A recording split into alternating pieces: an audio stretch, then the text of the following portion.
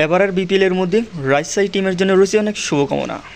বিগত কয়েক season Rajshahi team বিপিএলের মধ্যে অংশগ্রহণ করতে পারেনি, তবে এবারের বিপিএলের মধ্যে নতুন রূপে ফিরবে রাজশাহী টিম। প্রিয় দর্শক, সংবাদ মাধ্যমে এখন পর্যন্ত এটি প্রচার হয়ে গিয়েছে।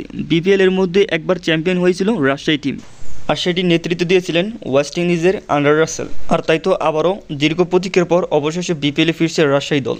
সর্বশেষ 3 আসরে বিপিএলে নেই রাজশাহীর প্রতিনিধিত্বকারী কোনো ফ্র্যাঞ্চাইজি। 2016 সালে রাজশাহী দল রাজশাহী কিংস রানার্স আপ হয়েছিল। 2019-20 মৌসুমে রাজশাহী রয়্যালস হয়েছিল চ্যাম্পিয়ন। তবে চ্যাম্পিয়ন হওয়ার পর আর কখনই বিপিএলে দেখা যায়নি রাজশাহীর কোনো দলকে। বিপিএল রাজশাহীর দল অন্তর্ভুক্ত এক চূড়ান্ত না হলেও ইতিমধ্যে রাজশাহী ফ্র্যাঞ্চাইজি হতে আবেদন করেছে ভ্যালেন্টাইন গ্রুপ। বিসিবির সভাপতি ফারিক আহমেদকে পাঠানো এক চিঠিতে গ্রুপের ব্যবস্থাপক পরিচালক মোহাম্মদ রফিক রহমান লিখেছেন, বিপিএলের 11তম সংস্কারের রাজশাহী দলের প্রতিনিধিত্ব করতে চান তারা।